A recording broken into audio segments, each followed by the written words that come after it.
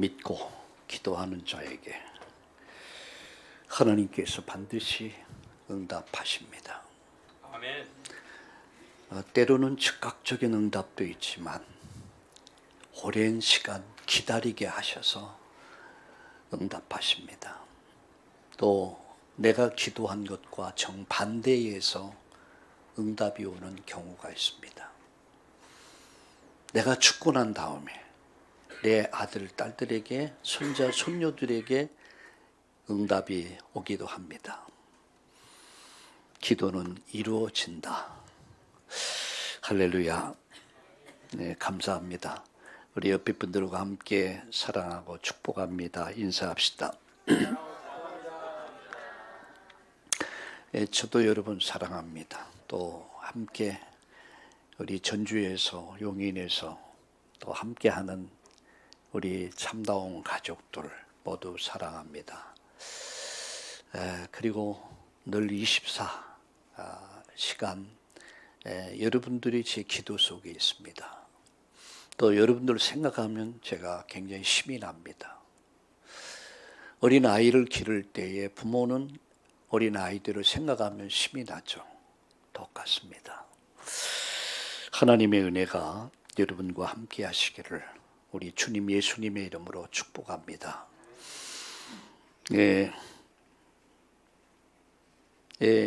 요 근래에 우리 신림 봉천동에서 살인사건이 2건이나 일어났습니다. 그래서 신림역에서 대낮에 묻지마 살인을 저질러서 또 피해를 입게 됐고, 또 며칠 전 또 우리 가까운 산이죠. 요 바로 앞에 보이는 그 등산로에서 또 뭡니까 30대 젊은 아이가 성폭행하고 가해해서 그 30대 여자도 역시 어제가 죽었습니다. 그래서 제가 어제 우리 관악 경찰서 수사계에 또 이제 믿는 사람들이 있으니까 제가 신우회 회장인데 전화를 했습니다. 많이 힘들죠. 그러니까 목사님 이제 막 초비상입니다. 관내 우리 경찰들이 다 동원돼서 쫙 깔렸습니다. 그때 여러분 10명이 한 사람의 죄를 막을 수가 없어요. 즉 요사이 일어나고 있는 사건 사고를 보면서 이제 어제 전화 통화를 하면서 경찰관이 그런 말하더라고. 참 정신병자다 이렇게 얘기해. 정신병자. 여러분 세상은요 지금 우리 주위에 정신병자가 쫙 깔려 버렸어요. 실행에 옮기지 않는 것뿐이지 여길 봐도 저기 봐도 정신병의 환자들이 너무 많아요. 여러분 얼마 오래전에 대구에서 지하철에서 불지른 사건이 있었잖아요. 그 온전한 사람이 여러분 지하철에다 불을 지르겠습니까? 얼마나 많은 사람들이 죽었습니까? 저는 이 이야기를 들으면서 이게 교회의 탓이다. 우리들의 이야기다. 우리들의 잘못이다라고 생각했습니다. 왠지 아세요? 나만 예수 믿고 나만 복 받고 나만 잘 살면 되지. 아닙니다. 그들을 살려내야 돼요. 그들 속에 이 복음이 들어갔다면, 그들이 복음으로 인해서 그들이 변화될 수 있었다면, 그들이 그런 인간으로서 저지를 수 있는 이런 일들을 할 수가 없는 거예요. 저는 이런 결론을 내렸습니다. 내가 복음 전하지 않으면, 내가 전도하지 않으면 내가 죽는다. 내 사랑하는 아들, 딸들이 피해를 입는다. 그렇다면 우리는 무엇을 해야 할 것인가? 결론이 나잖아요. 왜 이런 사건, 사고가 일어나겠습니까? 세상은 정신병이라고 합니다. 맞습니다. 그런데 정신병을 여러분 정신 문제를 지배하는 게 있습니다. 그게 영적 상태예요. 여러분 무슬림들 뭡니까? 그 중동에 가면 무슬림들이 많잖아요. 그 사람들은요, 무슬림을 위해서, 알라를 위해서 순교를 하면은 천국에서 72명의 여자들을, 처녀들을 선물로 준대요. 그래서 그들은 그 알라를 위해서 그들은 기꺼이 자폭을 하는 겁니다. 여러분, 말이 됩니까? 우리 강태호 장로님 그 짓 하겠어요? 말도 안 되는 소리죠. 근데 그들은 믿어요. 그들은 확신을 갖고 있습니다. 그러니까 몸에다가 뭡니까? 이 폭탄 띠를 두르고 자폭하는 거예요. 우리가 볼 때 정신병이다 이렇게 얘기합니다. 여러분, 그 정신을 지배한 게 뭔지 아십니까? 그게 영적 상태예요. 영적 상태를 지배하는 게 뭔지 압니까? 악한 영들입니다. 더러운 귀신들이에요. 그래서 종교가 잘못되면 반드시 사람이 정신 상태가 병들고요. 정신 상태가 병들면 삶이 병들어 버리는 거예요. 영적 상태 굉장히 중요합니다. 오래전에요, 유명이 아니라 좋은 그 단독주택에 2층 집에서 있었는데 아주 부유한 집이었어요. 근데 불이 나가고 다 타 죽었어요. 근데 그 범인을 잡고 보니까 그 아들이었어요. 아들이 불을 지르고 아버지 어머니 그 잠자는 그 이불에 기름을 뿌리고 다 태워 완전 증거인멸하려고 하다가 죽은 시신의 발 뒤꿈치에서 상처가 나서 조사를 하다 보니까 아들이 아버지 어머니 죽인 거예요. 놀라운 사실은 아버지 어머니가 장로님 권사님이었어요. 아들을 미국으로 유학 보냈어요. 미국 가서 열심히 공부해서 훌륭한 사람 되라고 했는데 미국 가서 약을 하기 시작했어요. 세상의 쾌락을 맛보기 시작하면서부터 부모의 재산을 빨리 차지하기 위해서 그 장로님 권사님이 뭡니까? 그 유명한 약재 골목 있죠. 거기서 아주 오랫동안 돈을 많이 번 사람이에요. 그 돈 때문에, 자식 때문에 완전 살해를 당했어요.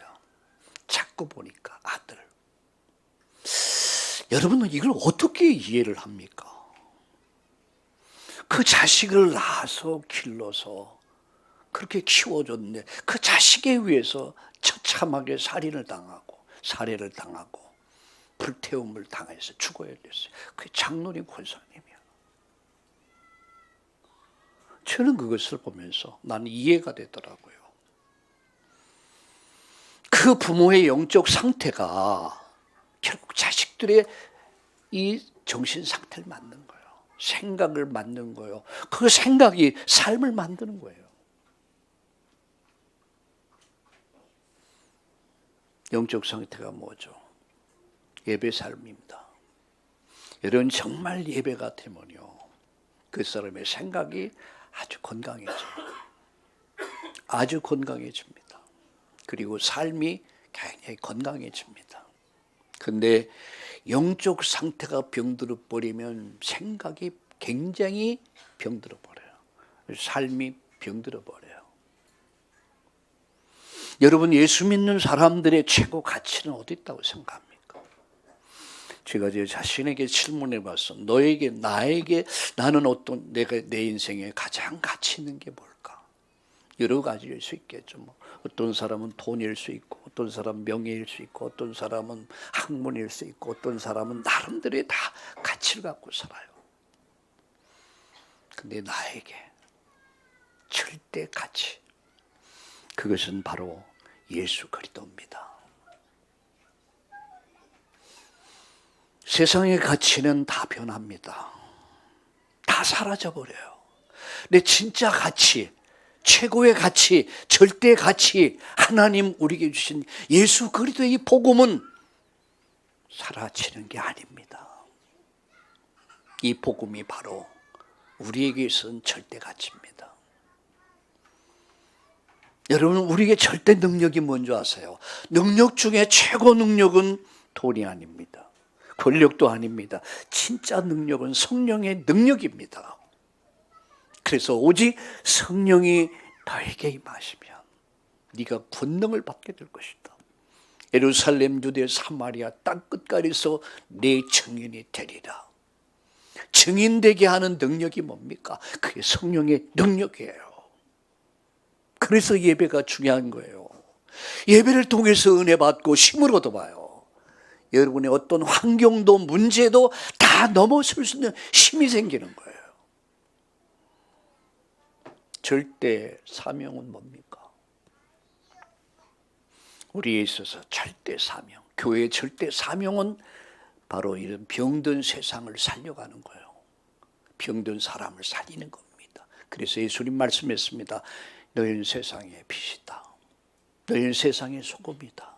어둠의 세상을 밝히는 빛으로, 맛을 잃어버린 세상에 만나게 하는 맛으로, 병들고 썩고 문드러져 갖고 있는 것을 부패를 막는 소금으로서 이게 살아가는 것이 바로 그리스도인의 삶입니다. 여러분 때문에 여러분 가정이 살아나길 바랍니다.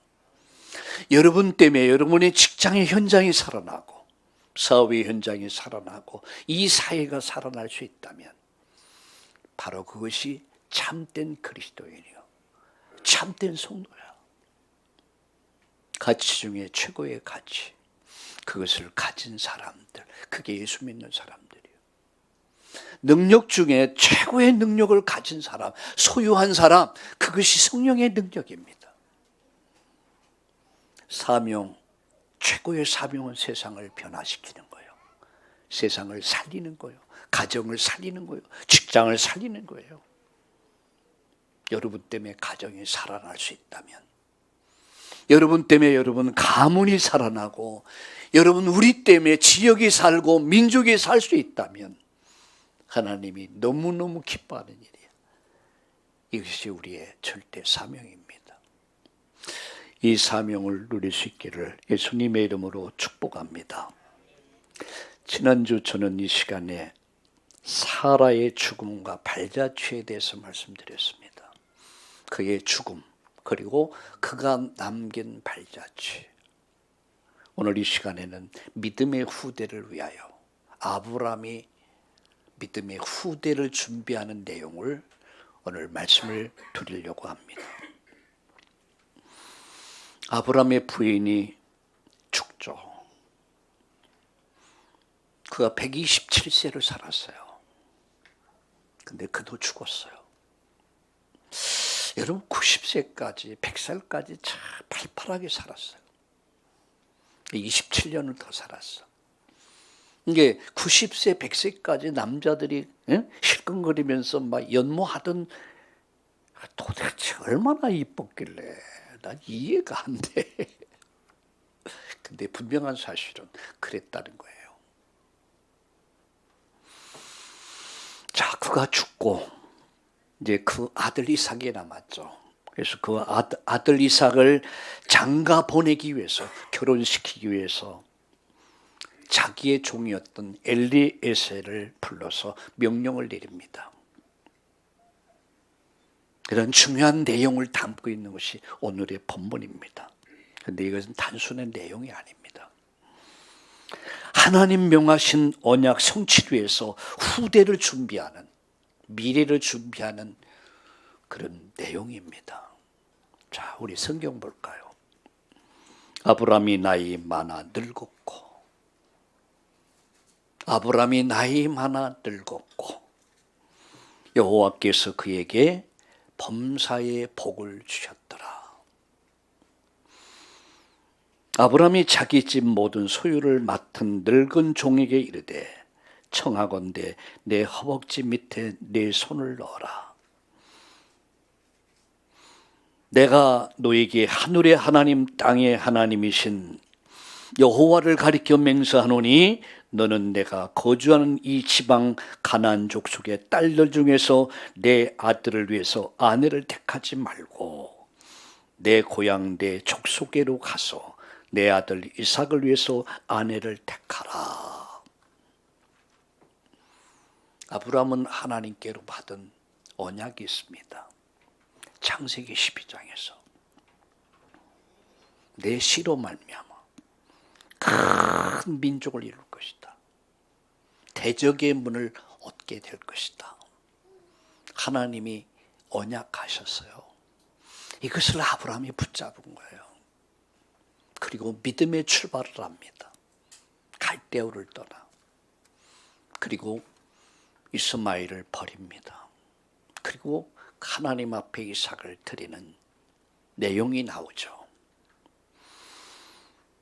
근데 여기 이 본문에서 밝히고 있는 것은 뭐냐? 이제 사라의 인생 여정을 마치고 하나님의 부름을 받자 자기도 늙었어요. 이제 언제 하나님의 부름 받을지 아무도 몰라. 그렇다면 마지막 사명은 뭡니까? 이 언약을 이루기 위해서 아들을 장가 보내는 것, 하나님의 언약을 성취하는 것, 사명을 위해서. 여러분, 우리 아버지 어머니들 잘 들으세요. 아들 딸들을 잘 기르고 하는 것도 중요하지만 마지막 아들 딸들의 결혼을 너무너무 중요한 거야. 이건 사명입니다. 자, 그래서 세 가지 말씀드리려고 합니다. 첫 번째, 믿음의 후대를 준비해야 할 이유입니다. 왜 우리가 믿음의 후대를 준비해야 되느냐? 그 이유 세 가지. 첫째, 가정의 미래를 위해서 주 예수를 믿으라. 그리하면 너와 내 집이 구원을 얻으리라. 뭘 위해서요? 가정의 미래를 위해서. 결혼이 이렇게 중요한 거예요.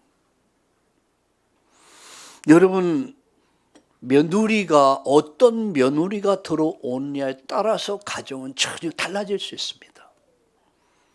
물론 사위도 마찬가지예요. 가정의 미래를 위해서 후대를 준비하라.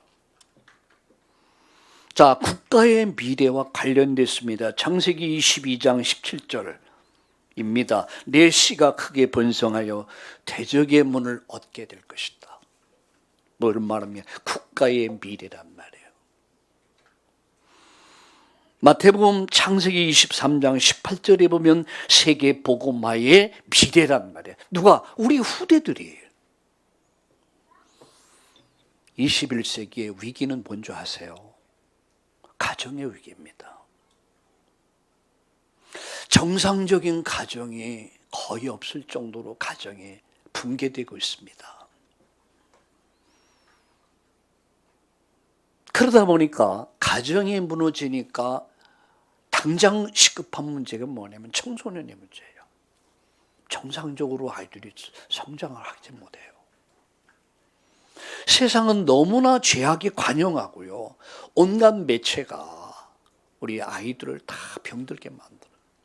어제 우리 손녀딸들이 집에 와서 2박을 했는데 1박 2박을 했는데 완전 동영상에 완전 그냥 경기를 일으켜요. 경기를. 조건부로 자 성경 읽고 그리고 동영상 뭐 하고 동영상. 이게 동영상을 조금만 아주 이제 초등학교 1학년이 유치원 때 그래요. 이야 이거 심각하구나. 이렇게 노출되어 있단 말이에요. 그럼 이 아이들이 무슨 영향을 받겠냐 말이에요. 여러분 성경을 읽고 그 말씀을 묵상하고 기도하고 뭔가 생각할 수 있는 시간이 있어야 되는데 그게 없어요. 시간만 나면 만져. 우리 초등학교 손녀딸 하나 1학년인데 내 서지에 와서 할아버지 내가 컴퓨터 좀 해보면 안 돼요? 안 돼. 조금 있으면 또 와. 할아버지 내가 한 번만 해볼게. 안 돼. 야 이게 참 힘들겠다. 엄마들이 바쁘잖아요.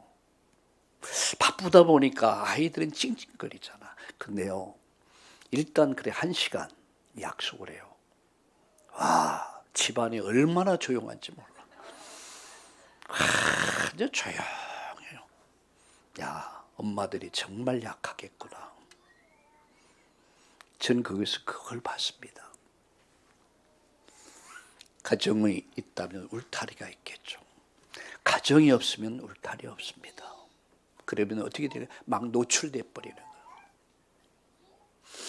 여러분, 가정이 무너져 버리면 사회, 국가, 인류가 무너지는 거예요. 21세기의 가장 위기는 뭐냐? 가정의 위기. 우리 심서 지켜야 돼요. 가정 지켜야 합니다. 거기서 여러분, 우리 아이들이 올바로 성장할 수 있는 거예요. 여러분 때문에 여러분 가정이 온전해지고 우리의 자녀들이, 우리 손자 손녀들이, 우리 후대들이 그 사랑 안에서 건강하게 성장할 수 있기를 예수님의 이름으로 축복합니다. 후대를 키울 이유, 그건 우리의 미래입니다. 가정의 미래, 사회의 미래, 세계 복음화의 미래요. 우리는 갑니다. 저와 여러분 발판입니다. 울타리입니다. 그래서 우리 후대를 준비해야 된다. 두 번째입니다. 오늘 사라라고 하는 여자가 나와요. 사라. 그게 누구죠? 아브라함의 부인이었던 사라. 그가 믿음의 발자취를 남기고 하나님의 부르심을 받습니다. 죽었단 말이에요. 127년을 살았어요. 지금 얘기하면 오래 살았다. 근데 이 시대에는요, 쫓게밖에 못 산 거야. 보통 300년, 500년을 살았어요. 127세를 살고 하나님의 부름을 받다. 그런데 그가 남긴 발자취, 흔적 3가지가 있습니다. 그게 뭔지 아십니까? 첫 번째가 동역자의 발자취였어요. 창세기 23장 1절과 2절에 하나님 앞에 부름을 받았는데 그는 남편 아브라함의 언약 성취를 도와서 함께 동역자의 인생을 산 사람이에요. 유교에서는 여자들을 굉장히 학대를 했습니다. 그래서 마치 여자분들을 어떻게 생각하냐면 아이를 낳고 기르는 사람, 대를 이어주는 사람, 뒷바라지하는 사람으로 이렇게 평했습니다. 근데 성경은 그렇게 말씀하고 있지 않아요. 성경은 동등격으로 봅니다. 다만 역할이 다를 뿐이에요. 하나님이 보실 때는 남자나 여자나 다 소중한 거예요. 하나님의 영을 부어서 인간이 되게 하셨습니다. 남자가 되게 하셨고 여자가 되게 하셨습니다. 하나님께서는 아브라함에게 사라라는 여인을 붙였어요. 사라에게는 아브라함이라는 남편을 붙여주셨어요. 함께 인생 여정을 함께 했습니다. 그 여정은 동역자의 여정이었습니다. 동역이 뭡니까? 함께 같은 목적을 이루어가는 사람을 동역자다, 그렇게 이야기합니다. 바울과 신라가 바울과 함께, 신라가 바울과 함께 동역했듯이 함께 하나님 나라 이루어가는 인생 여정에서 함께하는 사람, 그걸 동역자라고 그렇게 말합니다. 여러분, 부부관계는요, 주종의 관계가 아닙니다. 한때 유교에서는 주종의 관계로 봤습니다. 여자는 감히 남자들이 먹는 밥상에서 함께 여자가 밥을 먹을 수 없을 때가 있었어요. 그러니까 여자들은 뭐 했어요? 부엌에서. 옛날에 여러분 부엌을 아십니까? 그 부엌에서 쭈글 튀려 앉아서 남자들 다 밥 만들어 상납하고 누룽지 긁어서 푹 바닥에 앉아서 그거 먹고 살았어요. 그러니까 여자는요, 인간으로서 인격으로 존중을 받지 못했어요. 완전 썩으며 살았어요. 여자의 일생은 한많은 인생이라고 그러죠. 여러분, 그 시대에 여러분이 태어났다면 여러분 똑같았을 거예요. 사람은 시대를 잘 타고나야 돼. 좋은 시대. 지금은 완전 여권 신장 시대 아닙니까? 여자가 큰 소리 빵빵 치고. 요새는 나이 60이 넘어 70이 되면요, 이제 부인 잠들었을 때에 이제 뒤꿈치 들고 다녀야 된대. 남편 뭡니까 부인 깨우면 쫓겨난대요. 이런 시대가 됐단 말이야. 여러분, 부부의 관계는 주종의 관계가 아니에요. 동역의 관계입니다. 연약한 부분을 서로 도우면서 함께 하나님 나라 이루어가는 그 관계를 동역의 관계라고 그래요. 그런데 오늘 사라는 평생을 통해서 아브라함을 세워주는 동역자의 인생을 산 사람이에요. 여러분의 남편은 어떤 사람이라고 생각하십니까? 형편없는 사람이라고 생각합니까?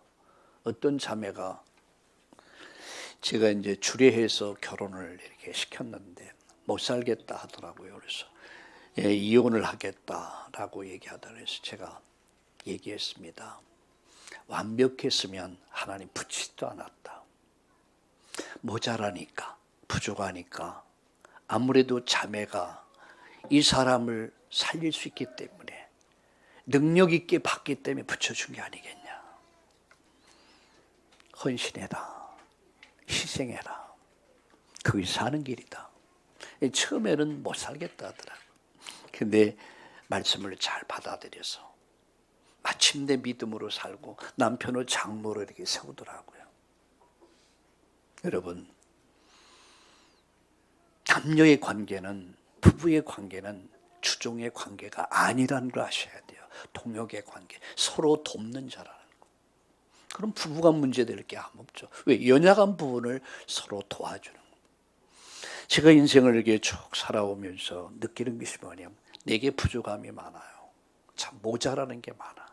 근데 그런 부분들을 저희 집사람이 또 이렇게 많은 역할을 해주더라고요. 그러니까 내가 못하는 걸 또 집사람이 하지 못하는 부분들을 내가 또 도울 수 있는 거예요. 이게 부부야. 근데 사라는 평생을 통해서 뭐 했습니까? 아브라함을 세우는 일을 했어요. 아브라함이 아브라함 되도록 만든 사람이 누구냐? 그게 사라입니다. 동역자의 인생을 산 사람이에요. 두 번째입니다. 믿음의 아들 이삭을 남겼습니다. 자식은 부모의 얼굴입니다. 부모는 자식을 통해서 그 모습이 드러납니다. 근데 아브라함이 이삭을 낳고 이삭이 야곱을 낳고 야곱이 요셉을 낳고 이게 이스라엘의 4대 족장 가운데 한 사람이에요. 이 축복을 받은 사람이야. 그는 127세의 인생을 마쳤지만 여러분, 그가 남긴 발자취가 뭐냐? 믿음의 아들 이삭을 남긴 거예요. 평생 장로로 권사로 인생을 살았는데 그 자식에 의해서 죽임을 당한, 살해를 당한 그런 장로님, 권사님이 있다. 난 그걸 보면서 뭘 먼저 압니까? 이 부모의 신앙을 봤어요. 이 부모님이 어떤 삶을 살았을까? 과연 그 아들에 비춰진 아버지 어머니의 모습이 어떤 신앙인이었을까?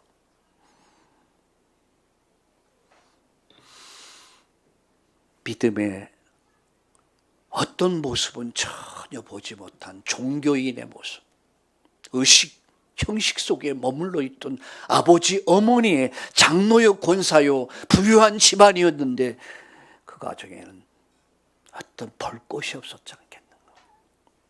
부모의 영적 삶이 자식에게 영향을 줍니다.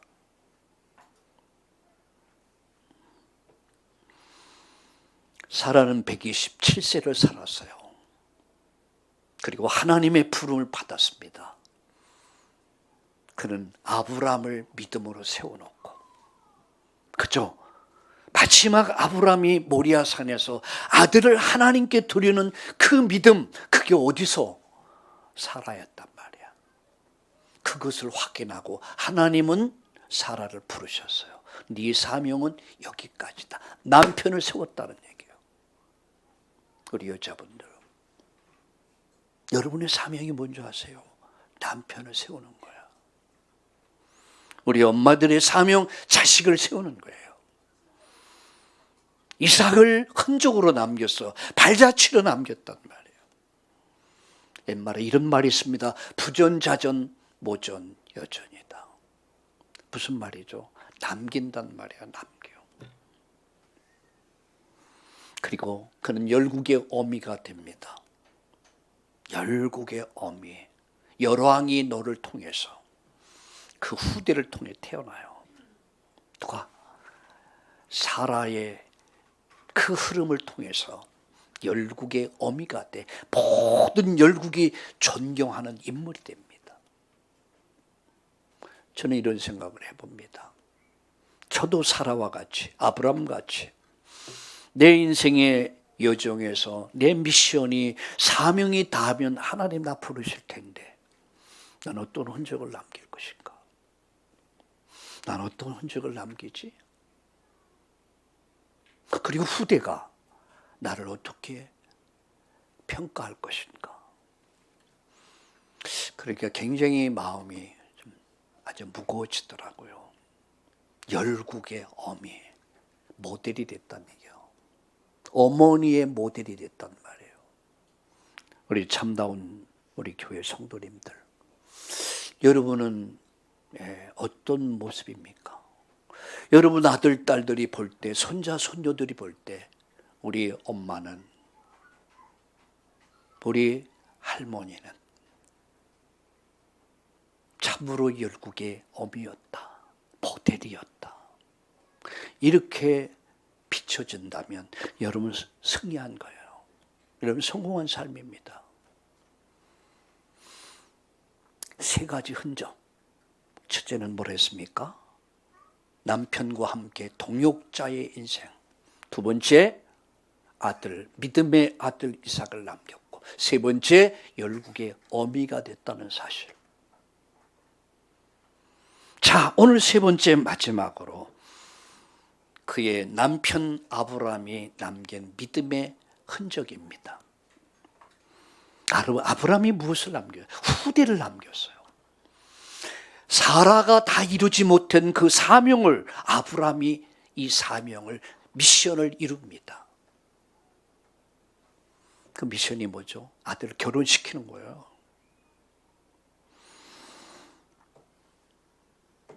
그런데 여기 엘리에셀이 나와요. 엘리에셀. 아브라함이 나이 많아 늙었고 또 아브라함의 종이었던 엘리에셀이 늙은 종, 이렇게 나오거든요. 그럼 엘리에셀은 아주 오래전서부터, 아브라함이 젊을 때부터 함께 했던 종이었단 말이에요. 근데 이 엘리에셀이 얼마나 여러분 아브라함에게 신뢰를 받았냐. 아들 안 낳고 이제 엘리에셀을 후계자로 세우려고 그랬어요. 여러분, 이건 있을 수 없는 얘기. 근데 있었던 이야기야. 엘리에셀이 내 후계자가 되기를 원합니다. 하나님께 그렇게 기도했어요. 이런 제자가 있었다는 거죠. 전 여기서 정말 이런 중직자, 이런 제자들, 그 제자에게 모든 걸 맡깁니다. 아브라함이 믿음의 후대를 키운 세 가지 여러분 방법이 있습니다. 그 첫째가 뭐냐면 믿음의 증거를 보였어요. 히브리서 7장 14절. 믿음의 증거가 뭡니까? 말로만 자식을 키운 게 아니에요. 앞으로 가 하고 옆으로 가는 게 아니죠. 말로만 자식을 키운 게 아닙니다. 믿음의 증거를 가지고 있었어요. 하나님과 동행하는 증거를 가지고 있었어요. 에벨의 삶의 증거를 가지고 있었어요. 누가요? 아브라함이에요. 그것을 누가 봤습니까? 이삭이 본 거예요.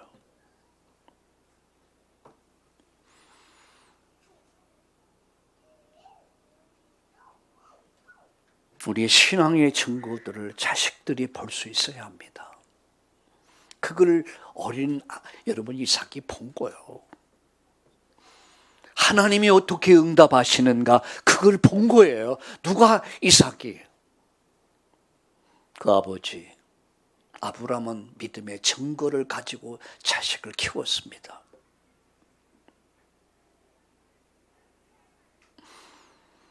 떠나라 했을 때 떠났고 버리라 했을 때 버렸고 드리라 했을 때 드리는 믿음의 증거들을 삶 그것을 보면서 어린 이삭이 굉장히 이 영향을 받은 거죠. 삶을 배운 거예요. 우리 참다운 교회의 모든 성도님들, 우리 중직자들, 자녀를 바르게 키우고 있습니까? 정말 바르게 세우고 있습니까? 우리는 믿음의 증거를 가지고 자녀들에게 보여줘야 돼요. 교육 가운데 가장 여러분 영향을 주는 교육이 있습니다. 말이 아닙니다. 말이 아니요. 삶입니다. 여러분 우리나라의 대통령 윤석열 대통령에 대해서 평하기를 그 아버지가 보니까 훌륭했더라고요. 그 아버지. 대통령 아버지는 특별하잖아요. 취임식 하는데 보통 단상에 올라가잖아요. 그 단상에서 그 영광을 누릴 거 아닙니까? 근데 그 아버지는 극구 그런 밑에의 좌석에서 앉아서 모든 사람들과 함께 그걸 지켜봤어요. 그 나중에 발견됐어요. 그렇게 원칙을 소중하게 생각하고 정의를 얘기하고 저는 그것을 보면서 다른 것보다도 아버지가 정말 진실했구나. 아버지가 발랐구나. 그러니까 자식에게 영향을 주는 거야. 그 증거를 보고 성장했단 말이야. 그러니 어떤 대통령 되겠습니까? 두 번째입니다. 기도의 비밀입니다. 창세기 13장 14절 15절에 보니까 그가요 갈대를 떠면서부터 그가 계속된 것이 뭡니까? 제단을 쌓는 삶이에요. 그게 예배하는 삶입니다. 기도하는 삶입니다.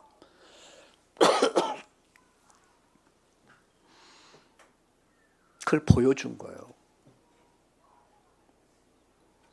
우리 여러분 아이들을 키우는 우리 부모님들, 아이들을 보는 앞에서 날마다 TV, 인터넷 빠져 있으면 아이들이 병들 수밖에 없어요. 아이들이 볼 때에 엄마가 아빠가 어떻게 비춰지느냐 그 영향을 받는 거예요. 근데 저는 목회자 하면서도 그게 안 되더라고요. 전 저희 집사람하고는 늘 싸웠어요. 왜 싸운 줄 아십니까? 뭐 주일날 하루 종일 이렇게 하다 보면 머리가 아프잖아요. 그럼 집에 들어가면 TV 딱 틀면 연속곡 재미난 게 많이 나와요. 그거 보다 보면 웃다 보면은 싹 사라져 버려.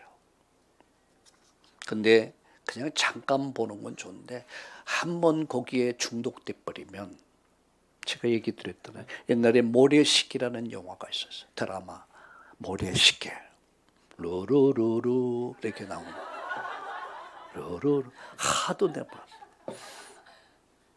근데 그것을 2년 동안 내가 거기 잡혀가지고 심지어 강단에 설교하다가 그 시간이야 수요일 예배 때 와, 내가 설교해야 되는데 그거 지금 상상하고 있어. 묵상하고 있어.